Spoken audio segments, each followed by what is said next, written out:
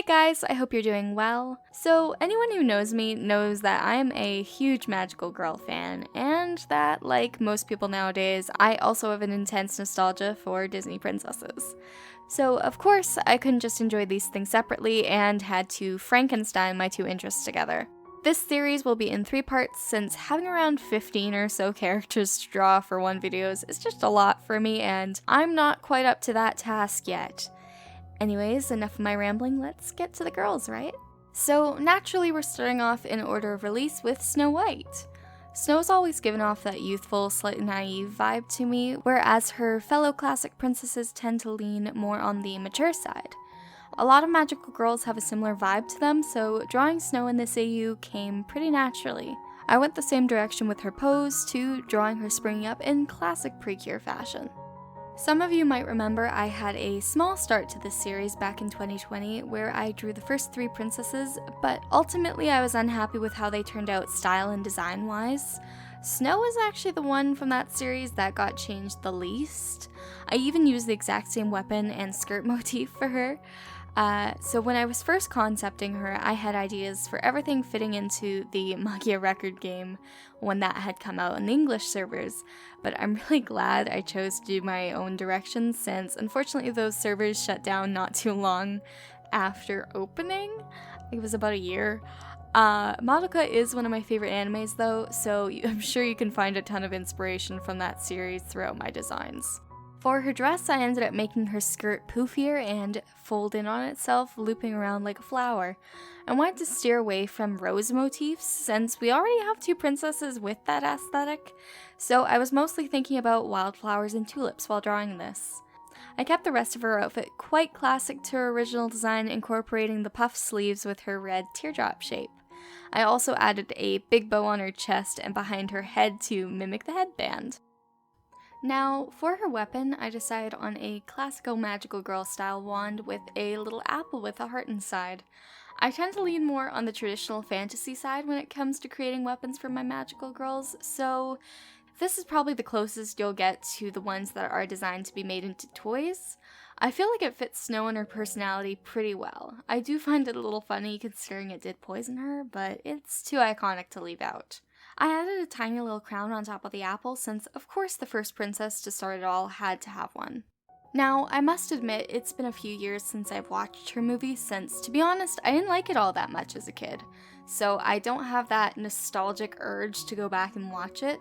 Maybe I'll give it another try. I did have a nightgown of her outfit as a kid, and it was one of my absolute favorites. I've always maintained that poofy sleeves are the ultimate princess attire.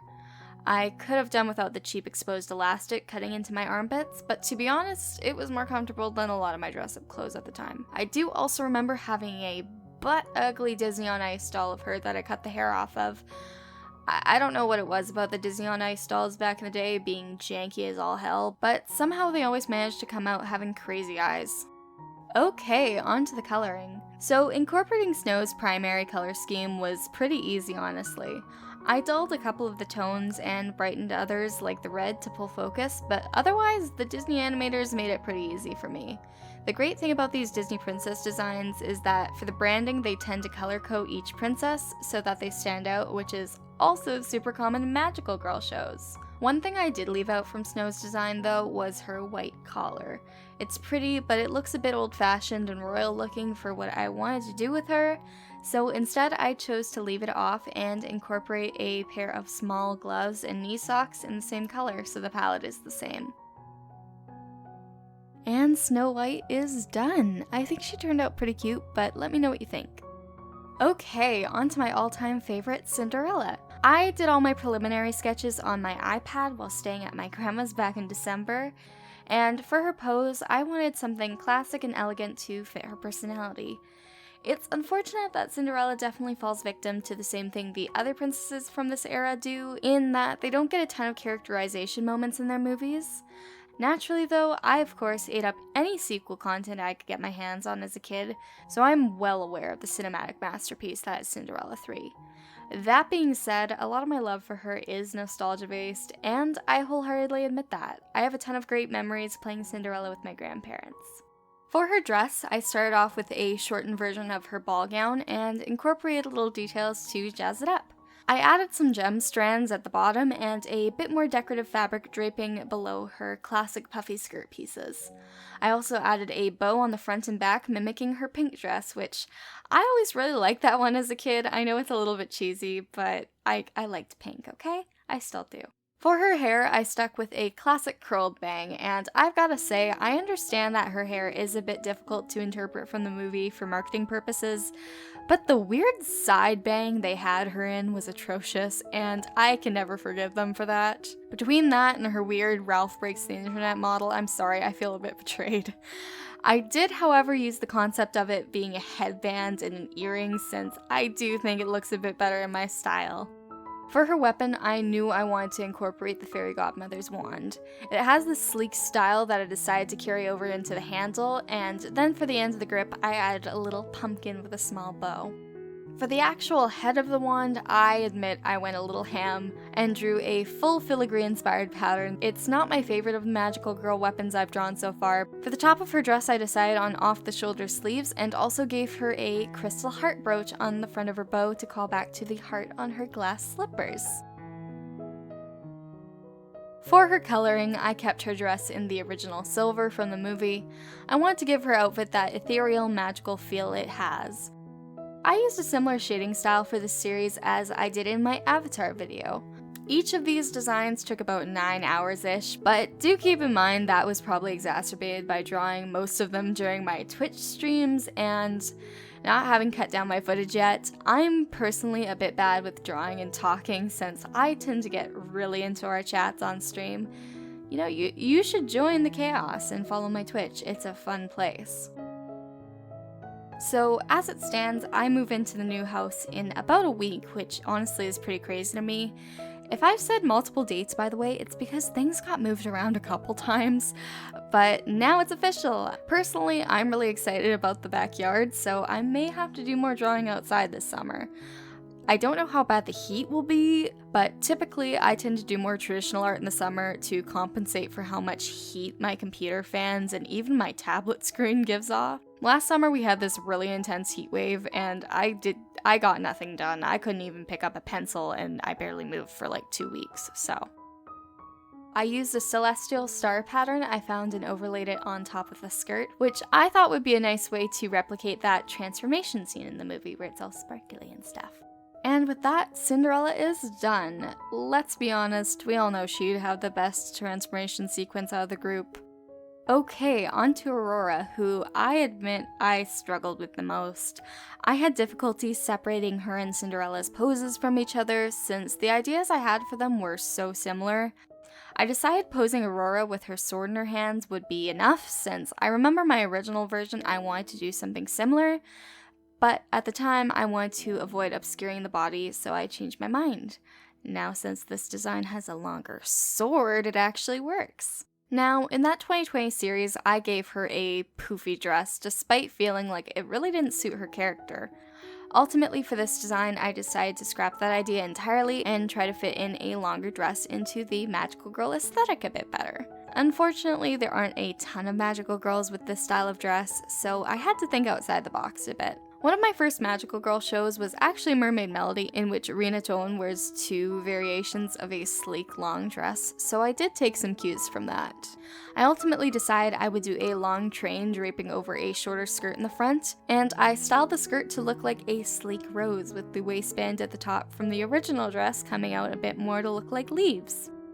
I've gotta say, this movie is absolutely beautiful in its art direction, and it's actually one of my favorites aesthetically. I feel like Aurora herself definitely has the most classically regal vibes out of all the princesses, and I feel like that has a lot to do with how her movie feels a bit more grounded in history. As a kid, I didn't really watch this movie much, even though I enjoyed it, because the spinning wheel scene always freaked me out with the music they used, so I'd only watch it if my parents watched it with me. I added some little transparent butterfly-like bows since I felt like the outfit needed a touch more volume. Basically, I got creative with the skirt and then the top half of her design sticks closer to the movie, which honestly I'm quite happy with. I don't know if you can tell, but I really struggled with Aurora's hair swoopy. I'm still not a huge fan of my rendition of it, but I think if I toyed with that thing any longer, it wouldn't have gotten done. I really like how her crown looks sitting on top of her head though, so I think that does help a bit. So for Aurora's weapon, I decided on a rapier to mimic the spindle she pricked her finger on. I gave tons of gold detailing around the base, which works its way up to the gemstone rose that the blade comes out of. I went pretty hard with this design, honestly. I even added this like spiraling thorn vine that wraps around the blade and slowly loops around from the handle. Is it inconvenient? Yes. Dangerous? Probably. But it's pretty, so I don't care. Magical girls aren't meant to have conventional armor and weapons anyways. So, since I'm planning on drawing all the princesses, I've been trying to figure out who's currently official. But I will say I'm a little confused in regards to Raya, since she was marketed pretty heavily as one, but isn't on the official website. I've heard she just hasn't had her Disney Parks coronation due to everything happening in the past couple years, but like, I feel like they'd have done it already. So is she not? I mean, I'll probably still draw her, but like, sheesh. I mean, Anna and Elsa have been in that stupid gray area for a long time now, which is kind of dumb, but I'll get around to them all one way or another. We'll draw all the princesses. Who cares? It doesn't matter.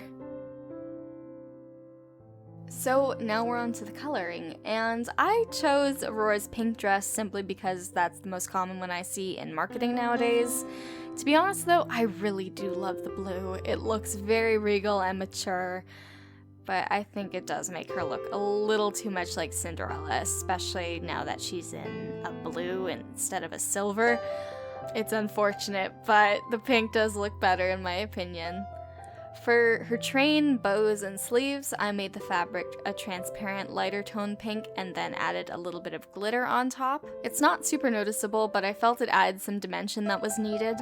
I also really focused on adding light to the skirt since I felt it fit with the magical girl theme, and being named after the dawn, I had a similar thing in my 2020 design where I wanted it to look like one of those light shifting fabrics going from blue to pink, but ultimately it just made the dress look like this dull, ugly purple, and it wasn't what I wanted. So we kinda have it. Unfortunately, not what I wanted though. And she's done! I think Aurora looks pretty set to fend off any dragons with that slightly precarious looking sword. And we're on to our first Renaissance princess with Ariel, who is now also the first completely original design from this video since back in 2020 I only got up to Aurora before I stopped. Which is a shame because Ariel is another one of my favorites and also super nostalgic. Honestly, her and Cinderella were probably just as influential for me as a kid, but I just got into Ariel when I was a little bit older, and anyone who knows me knows that I freaking love mermaids. Now, for Ariel's pose, I wanted to make it action-based. I always loved how much energy and excitement she has with a little bit of rebellious teenager attitude in the background. It makes her a really fun character when combining that with her fire red hair. You really get a sense for what she's all about. So for Ariel's outfit, I decided to draw upon her mermaid tail and not any of her dresses. The tail is far more iconic, and Disney has been fiddling with her color scheme in their branding for years. I mean, does anyone remember that weird time where all the princesses were marketed in matching gold dresses? That was a choice. My general idea for Ariel's dress was a Mermaid Melody meets Sailor Moon vibe. I gave her a super long bow in the back to look like her fins, and the boots were just kind of the same deal. I gave them the V shape where it hits the skin to replicate the same angles that separate both her torso and the fins from the rest of her tail. For her top and skirt meeting, I kind of reversed this shape so they just like tucked into each other. The back of the top also droops down just a bit lower to show off the seashells a bit more. For her weapon, I of course decided to go with the trident because it's just too iconic. There was a part of me that really wanted to use her voice shell and have her be like an idol type, but ultimately everyone in my stream chat agreed that not doing the trident would be a crime. Since it is such an iconic weapon, I really wanted to show it off, so I made her pose slightly foreshortened. For the trident's design, I kept it pretty close to the movie, just making it a little bit more suited towards Ariel and her personality. I had some cutouts to add dimension, as well as a couple blue and purple gems. I thought the color combo worked pretty well for her, bringing together the color of her eyes as well as her seashells. For line art, CSP has a button that'll turn your lines blue or any color you select, so I tend to do that to my sketch to make it a little easier to see what I'm doing when it comes to my line art. It makes everything feel a lot more seamless, and I can really see what I'm putting down. For her colors, Ariel is similar to Snow in that she has a lot of contrasting colors throughout her design, and since I can never color pick my designs fully, it's always a careful balance. Under the sea, her colors are a bit duller, while on land, everything is a touch more saturated. I did color pick a bit off the new green dress she's marketed in since I really do like how the colors of that dress look on her. I wound up using a lot of gradients throughout her whole design since I really wanted that color transition from her tail to look more seamless. I again paid a little homage to Sailor Moon on the skirt, taking some inspiration from the soft lines in her crisis form. For her hair, I wanted to make it pop the most from her design, so it is the first thing you see. Ariel's hair is by far the most recognizable part of her design since it's the same throughout the whole movie. I used a soft eraser to make Ariel's bow in the back a bit transparent in selective areas. I concentrated the color on the outside edges, leaving the middle lighter. I also like to think of where some of the fabric may cross over itself, since that'll contribute to how dark it is. And she's done. I think Ariel turned out pretty well, but do let me know what you think. Okay, on to Belle, who I admit I did struggle a bit when it came to her pose, only because I really just didn't know what I wanted for her. Ultimately, what I decided to do was take a break from my classic 3/4 head view and have her facing forwards instead. I used the symmetry ruler in CSP to draw her face, which I really recommend since it makes everything go a lot quicker. For her dress, I knew I had to go all out on the poof and the layers. Belle always had one of the most extravagant ball gowns, probably only being beat out by Tiana for sheer amounts of layers. Still, if I were to describe Belle's look, I would go with graceful and rich. Not like expensive, but just that kind of like dark chocolate style rich, if you know what I mean. It just exudes class to me. So when drawing her dress, I really focused my attention on draping layers and ruching in the skirt. I don't know a ton about sewing techniques and costuming, but basically I wanted to make it look like the fabric was being gathered in some places and left hanging in others. For her top, I pretty much kept it similar to the movie with the off-the-shoulder sleeves and gloves.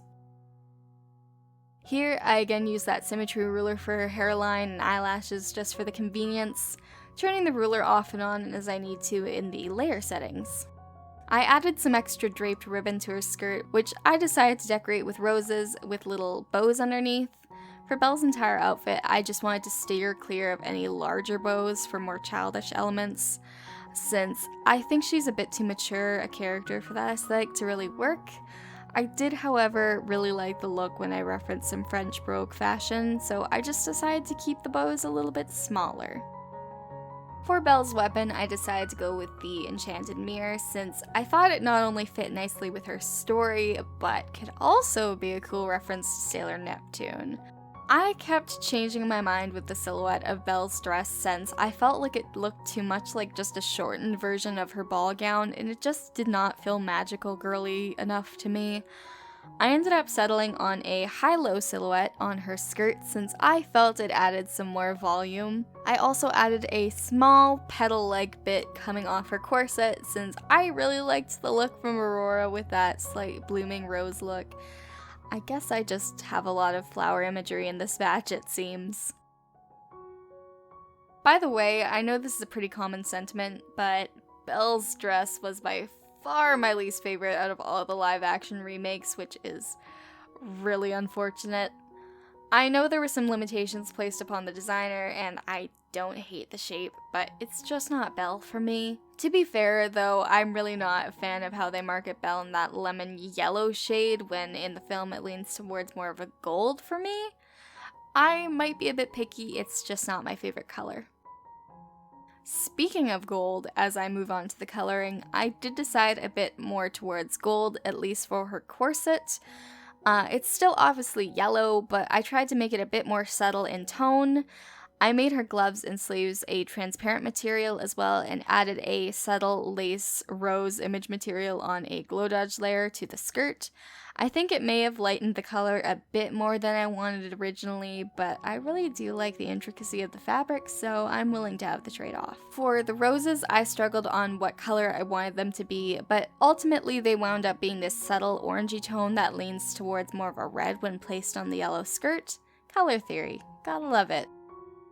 Here I'm just starting the shading, and at this point, I was really considering whether I wanted her to be wearing light brown stockings since I kept turning the layer off and on, but it just felt too busy. I used gradients to separate the inside of the dress from the rest, only using a harsher cell shading where I really needed it. I've been trying a bit of a hybrid style between my painting and cell shading for a while now, so I consider this a good compromise. So I wound up using some glitter on the transparent gloves and sleeves since it definitely needed more dimension. I was definitely inspired by some Winx and Chantix vibes, to be honest. I really like that transformation. And with that, we're done. I think everyone turned out really cute personally. Did I draw your favorite? And if not, who are you looking forward to me drawing next? Should I draw some non-Disney magical girls? I mean, I gotta finish the series first, but I don't know, I love magical girls and I love hearing your ideas. Thank you so much for watching. If you enjoyed this and want to see more from this series, feel free to like and subscribe. Big thank you to my $10 and up Patreon members, Evilchan and Covey. Have a great week, everyone, and I promise I'll talk to you soon after all my moving stuff is over. Wish me luck.